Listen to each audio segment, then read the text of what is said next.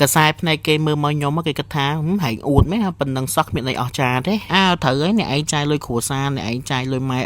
ឪអ្នកឯងអ្នកមានចង់ទិញរបស់អីគាត់ទៅសុំបានតិចមកទិញឲ្យបាត់ទេមិនដូចពួកខ្ញុំ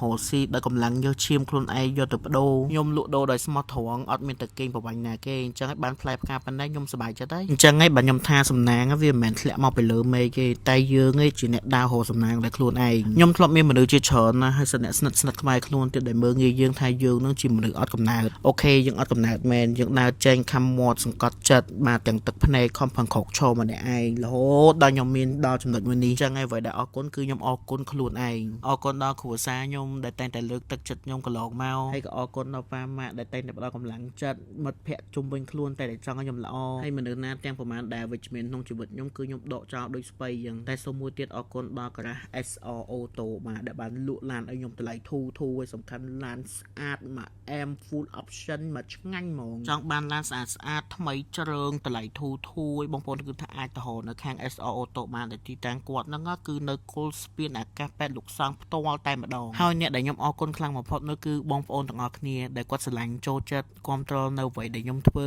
ដែលតែងតែមកជួយ support រហូតអរគុណបងប្អូនទាំងអស់គ្នាស្រឡាញ់បងប្អូនទាំងអស់គ្នាពេញបេះដូង